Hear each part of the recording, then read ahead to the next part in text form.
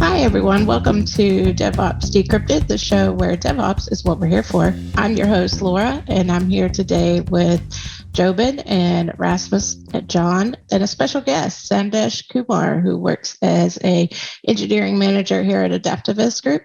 Welcome, everyone. Hello, hello. Hello. All right. We're going to start today off by talking a little bit about an event that we had recently called Adaptacon. Jon, why don't you give us a little overview of what that is and what it entails?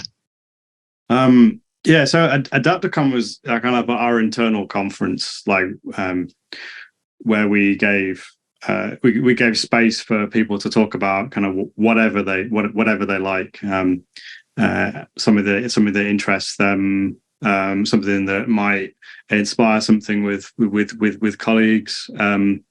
And we did it over a 2-week period. So we're a global organization. You can't stick a pin in a calendar and get everybody in the same place all at the same time.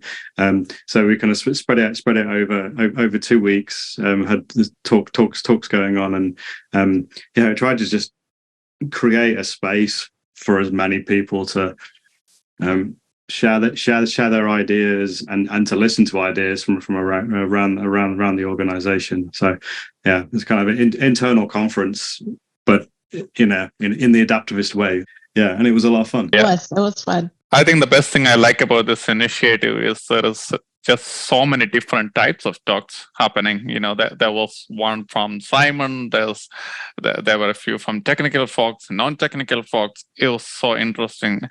I wish I could join all of them, and I do have actually a task to go through some of the interesting ones. But obviously, work comes in the way. Having said that, the ones that I attended, I was like so happy that I did. I just didn't have the time to attend all of them, but I'll hopefully catch up on most of it. Yeah, to give you some idea of the scale of it, there were 70 talks across the 2 weeks. So being kind of going to them all is pretty much impossible. But it was a lot of content. Yeah, I felt like, looking at the AWS reinvent agenda, you have so many parallel tracks going on and you're like confused, where should I go? Right? And this was actually pretty much similar. But again, the good thing is it's all recorded, so you can actually go back and watch some. So that was really good. So brilliant initiative. And I know, Jon, you put in a lot of effort in the background, setting this up and doing it. So maybe you can talk us through the effort that was required to set this up. I mean, how did you even come up with all these 70 talks? Was there any screening criteria? Well, I mean, it was a whole team that did this. There's it's very much not just me. It's a team behind it, and we basically we decided we wanted to do it. After some of the conversations that we had at our kind of like end of year celebration meetups, there was a couple of people were talking about how, hey, we should showcase some of the talent. We did something very similar a few years ago called SpringCon, but it was a much smaller scale at that point, and so that people were like, hey, we should do that again. So that kind of kicked off the idea. So we put out a survey to kind of gauge interest. It was like, it's all well and good, a few people being enthusiastic about it, but is there actually appetite for it across the organization? And that the answer came back, yes, there's appetite. And then we kind of put together a call for papers, for get speakers to submit, and then kind of essentially just cobbled together the sort of a calendar and things, and we didn't get the schedule out in time. And some of it was a bit of a shambles, sort of organization wise, I would say, but it kind of didn't. It mattered and it didn't matter at the same time. But that was putting it all together. But one of the things we wanted to be able to do was put on as many talks as we possibly could. So initially we were thinking about just doing it for 1 week, but the number of talks that came through, and just if we were going to select between them, it was just too hard. There was so much quality stuff. So we decided to put on put it over 2 weeks, and then and have it, and say yes to everyone. So there was no one that we rejected. There were a couple of people who couldn't talk for various reasons, but there was we tried to accept as many as possible. So maybe this is like picking out your favorite child, which is tricky. But what were your favorite talks, Jon? So Sandy did a talk on like Dungeons and Dragons and why you should give it a go. And I don't play role play games. I don't. It's not something that's generally in my interest, but I'm like thoroughly inspired to go and give it a go. Because the way that she talked about kind of passion and like the link to like kind of self-improvement and those sort of things was kind of that was really really really cool. But I also liked there was another really kind of fun one about hooking up a beer pump to a Jira board, which was just brilliant. So I kind of thinking, hey, we should get that in all of the offices. Yeah, that one was fantastic. And I have a little side interest in doing something like that. So I thought that was really cool. One of my favorite ones was the one about AI bias, which he mentioned that it was like a 5-week course. I was like, I need that 5-week course because that's really interesting to me because my background is in like humanities. And so bringing in stuff that belongs in humanities along with tech was really cool. And I thought it was superb. Yeah, I mean, again, as I was saying, there were multiple ones. It's definitely like picking up a favorite child. I mean, I was actually going through the talks, and there was this one from Simon where he talked extensively about the way Adaptavist is today as the Adaptavist Group and where we are going, the kind of direction that we are setting, which I thought was very useful. It was, in fact, happening at the same time my team call was. So I actually told the team, don't bother listening to me. Let's go and listen to Simon. So we all did that, which was very a wise decision, I would say. But then there were other talks, like more technical ones, like probably the one that we will be focusing on today. But at the same time, for example, there was this Kubernetes talk from Gopal from my team about how to scale GitLab on Kubernetes and things like that. So there were these various. I think there was a variety of topics. There was one about leadership. I forgot who it was, but I didn't get to say it. But there was a call out for that in our team channel about that particular talk, and urging everybody to go and listen to that particular talk. So I think that's what was very much interesting about this Adaptacon. How about you, Rasmus? You asked the question. Did you have a favorite one? Sure, I did. There are several more, interesting ones, lots of interesting topics, lots of AI stuff, naturally. And I like those talks. The one I will call out as my favorite is actually on behavior-driven development. And in partly because it was done by John Kern, and both of us also work on hobby projects. So we share some things there. And also the thought of like working those into dog fooding and internal projects and those kind of things. And targets for these kind of neat technical topics that can be hard to really justify, especially as consultants, but even just as a regular developer, something like behavior-driven development can take a lot of time and sort of like a mind shift to get into. And that's hard to do if you're trying to do consultancy on some sort of like write a plugin or something like that. But on hobby projects, you can do that and like really enjoy it. But it still doesn't fix the thing that as neat as BDD is, it's a lot of stuff and testing in general is, and it often doesn't get a lot of attention. So towards the end of it, I was sort of raising, how can you have AI help you write these tests, but have it be meaningful rather than just like arbitrarily test that the same 42,000 numbers plus the other 42,000 numbers result in the same number? That's like, But could you actually feed, a given when-then to an AI that knows enough about the code to how to express those in code? I think that would be neat. So I'm hoping to come out of that with more and some navigation to go other neat places. Yeah, definitely. Hey, John, I had one more question. I'm sorry to put you on the spot again, but you have organized a few conferences like this already. You mentioned about the SpringCon, the Adaptacon now. Are there any learnings for our listeners to take away from this? Would you have done anything different? Yeah, I mean it's great time. We literally just come off the retrospective for the event. So there's kind of a bunch of things. I think one of the things that we deliberately did was remove constraints on speakers and make it clear, like, that you can talk about anything and everything.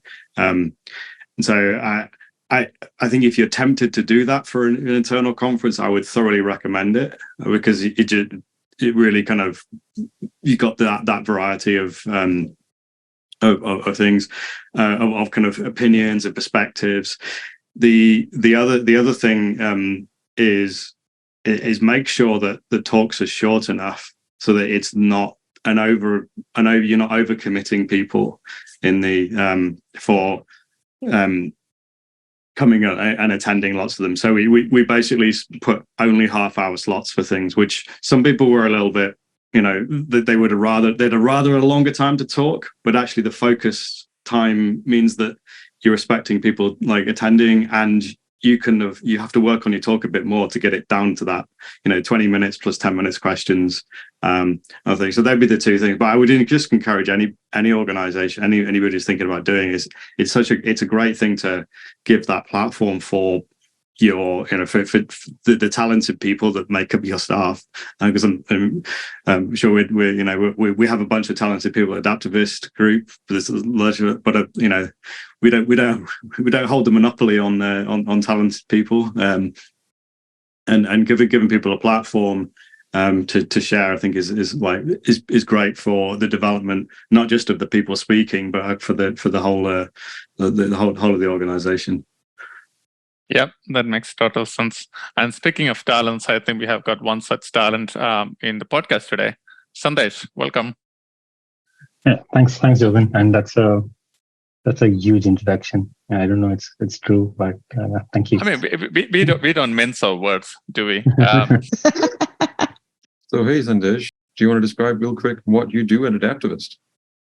Hi, Rasmus. So I'm an engineering manager at Adaptavist.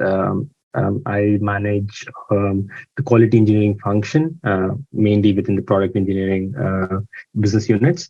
And also last year, I started managing the Cloud Foundation team, which is responsible for building the cloud platform our product teams build on top of. Sandesh, would you like to speak about the Adaptacon talk that you did and what the topic was? Yeah, sure. So before that, I want to just say how good it was being part of Adaptacon this year. It was special just because of all the new companies that are part of group now, Adaptavist Group, and we have a big team in Malaysia who are taking part for the first time in such a conference. And this was a bit more inclusive than the previous ones because now we had sessions in the morning, sessions in the evening, covering different times. And so it was really special. So the talk I did a couple of talks, but the one I'm going to talk about today is about how AI will play a key role in the future of quality engineering. Well, that seems like a loaded topic again. AI is in the news for everything.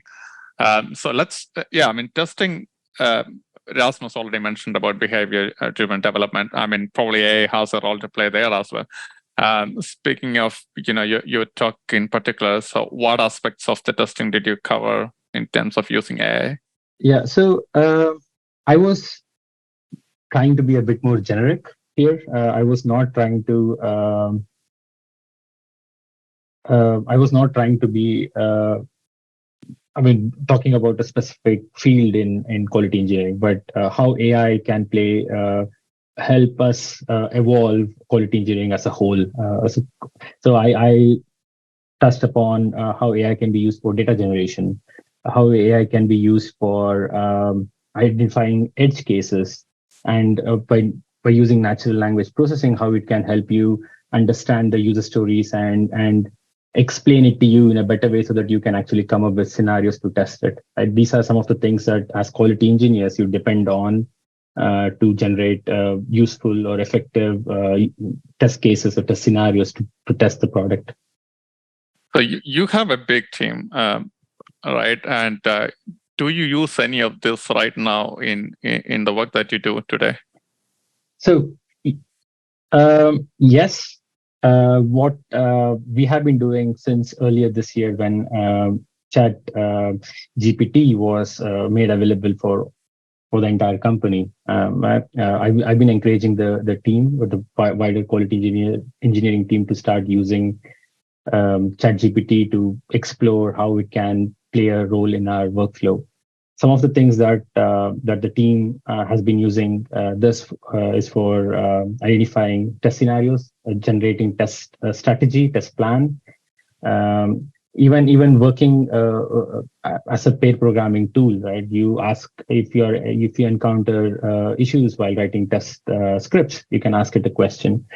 These are some of the use cases that we have been using AI for. There was a talk in Adaptacon, which, being a bit biased, was one of my favorite talk of Adaptacon, where quality engineers in KL, Amal, Mafuza, and Anna, talked about how they are using AI in their day-to-day workflow, which is actually very interesting. There are a few things that they discovered while using AI.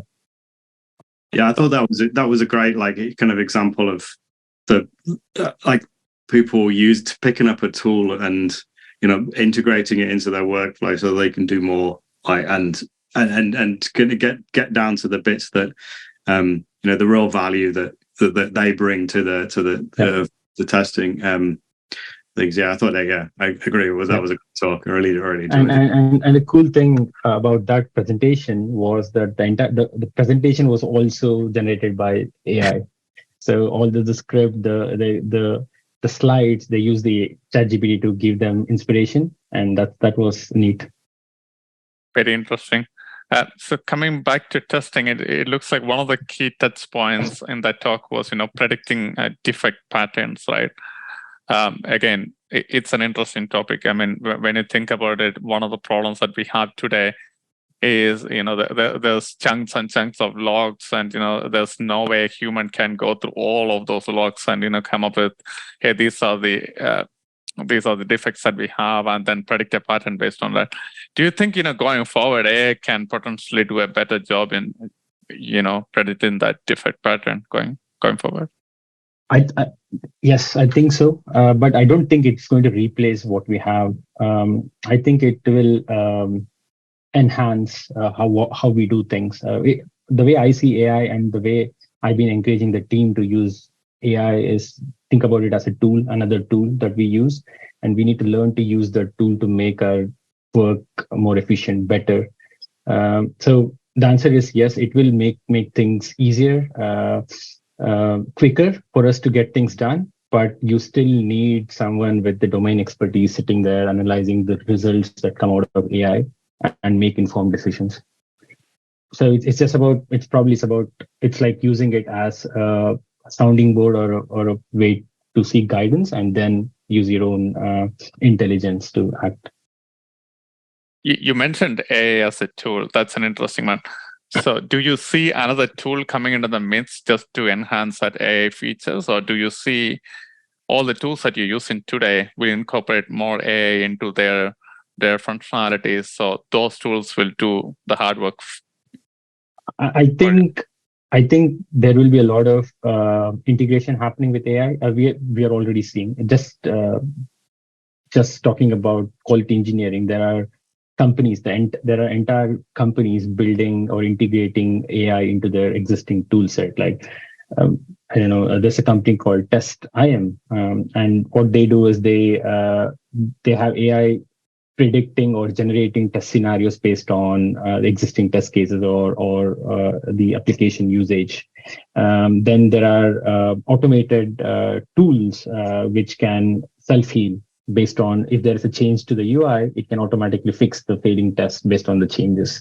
So there's already such things happening, but I think it's going to be more and more going forward because it's just makes it easier for us to do more things with this. integration. I'm just rewinding what you just said. So there are tools that will actually develop test cases, but then they will also look at the test cases, see the failing test cases, and then go fix the code.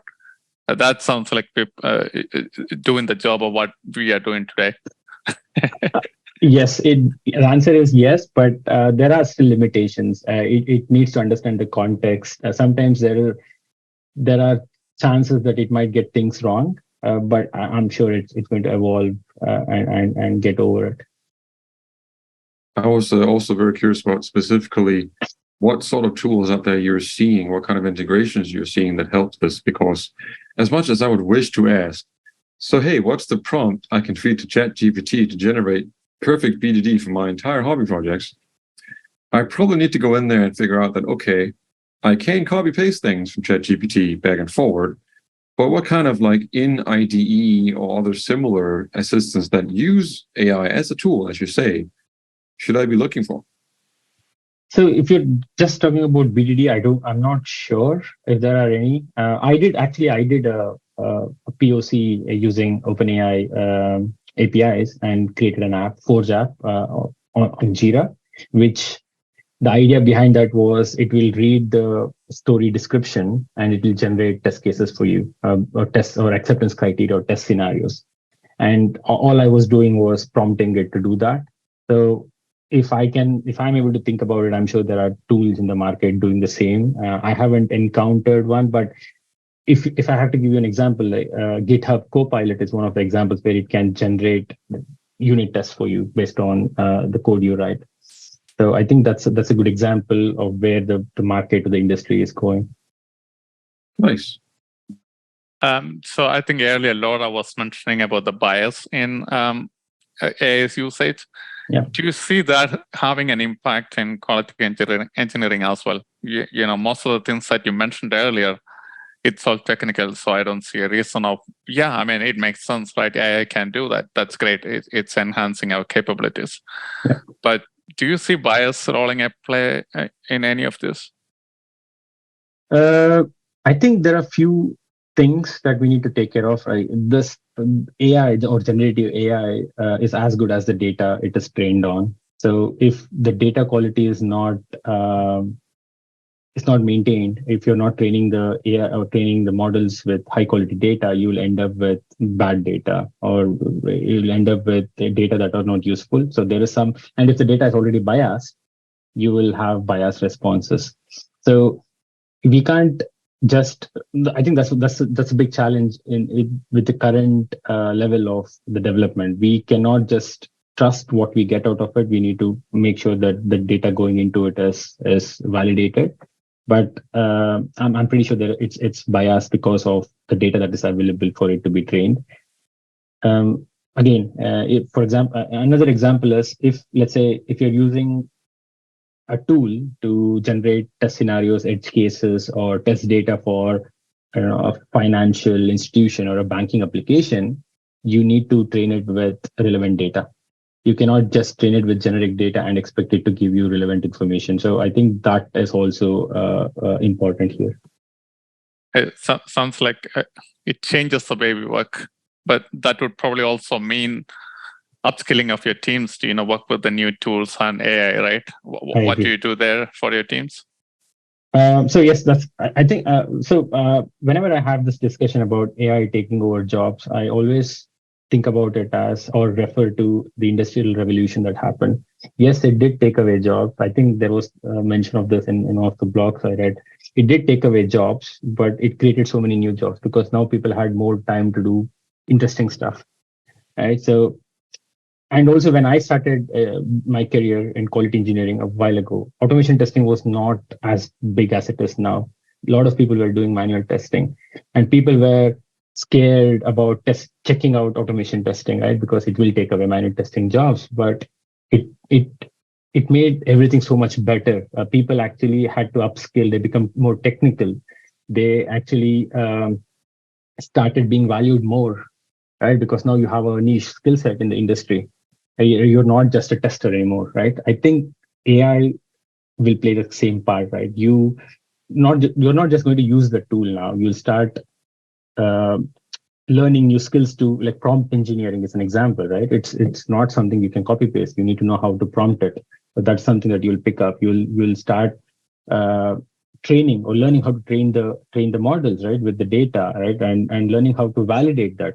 Right? That's something that I'm not aware of, right? So that's something that I would like to learn. So it will make us better, and it will only make those people better who want to be part of this journey.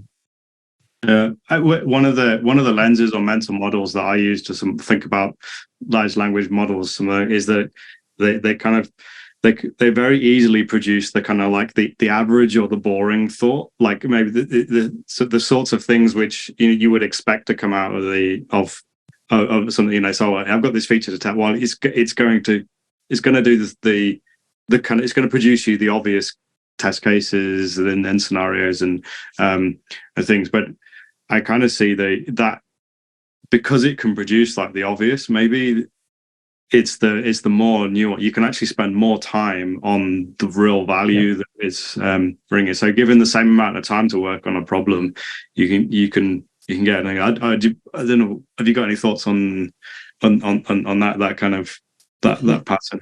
No, it's absolutely true. I think it's like taking care of the happy path, right? It does take care of those happy paths, and now you have more time to actually start breaking the system, right? Think about edge cases, think about boundary analysis, right? And finding data that can break the system. Before this, you didn't have much time to do all of this, so you will focus on making sure the happy path works, the sanity is done, sanity testing is done. But with AI, since you get this right away, where you don't have to spend time on it, you can do a bit more investigation, actually be curious about how the system behaves, try to spend time analyzing other user behaviors and getting it.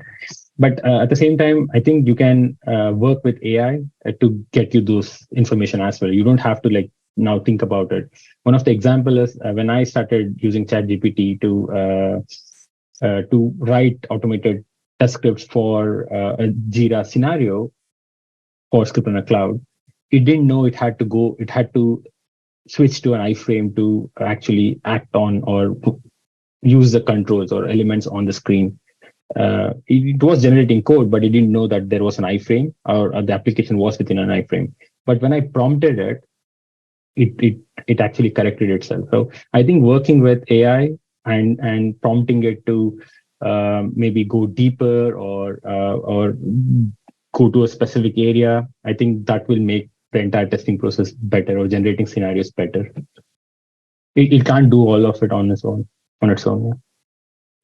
Yeah, and it's about preparing your team to do that, right? So going back to my original question about upskilling, I also see that you had another topic or another presentation in Adaptacon about developing team. Right? Probably it all comes together, right? I mean, how do you develop your team to work in this new era of AI and everything else that's happening? Yeah. It wasn't really a talk that I did in Adaptacon. So this was more of an experiment that we all did about 2 years ago to see how we can give people some time for self-development. Before that, whenever I used to have my one-to-ones with my team, they all wanted to focus on personal development. They wanted to learn new technology, new tool, but every single one of them said that time was the biggest factor, right? Because they were always busy helping teams out and helping teams achieve their goals, and which is fair, right? And I've been in companies where your bonus or your salary increments are tied to personal development or objectives, and in those companies it becomes really difficult to achieve anything because you're always doing something. So what we did was John was part of that discussion. John, Adam was head of product management that time, Yari. So we got a buy-in from the teams to let people use 1 day a sprint or half a day every week to spend time on things they want to learn. It can be anything. It wasn't really team related, right? A lot of team adopted that. We ran this for a couple of sprints. We have data. I have a blog or a page somewhere End of it, we actually did a survey, see how it was for the people who participated in it, and also for the teams. The teams didn't see any difference in the output. The velocity didn't go down. They were still being productive. They were still achieving, getting things done. But there was a significant increase in satisfaction with people who participated. They were able to focus on things they want to. They were able to learn things, and at the same time, they didn't feel like they were slacking off from work to do something else. Right now, everybody is on the same page. They didn't want to. They didn't feel ashamed to say in the stand-up that, okay, I'm not working on this today because I'm learning something. I think that made it easier for people to learn new things. This happened 2 years ago, and a lot of teams are still practicing it. At least the quality engineering team is still practicing it. And now we have gone through different technologies tools, but now we are encouraging people to learn about AI, how it plays. People are using this time to go do courses and use it, use the things they learn. Yeah, and that I mean, it's something that's been picked up by other teams other than yours to set that time aside as well, which I think is, it's really important. I mean, and it kind of looping back around to Adaptacon, and that's part of that. Giving time for and encouraging that development is all kind of hooped in. But the thing that I really liked about the way that you did that was the data-driven kind of approach with the servers. I think it would have been really easy to go, well, here's some time, and go, it's clearly, it's better and it had no effect. But actually, kind of going through the metrics, I thought that was really good approach. I mean, if I remember it correctly, I think it was your idea, John, to run it as an experiment and have the data to get the buy-in. So it was a good idea. That's not my memory of it. My memory is that I thought we needed to do an experiment, test the hypothesis, and it was your data-driven approach. So there we go. Yeah. I wouldn't mind taking credit for it, to be honest. But again, being in the services side, this might be another experiment that we can conduct, because it's probably easier on the product side. Again, this might come across as an excuse, right? But on the product side, you're running sprints and you can actually determine what needs to be produced at the end of the sprint.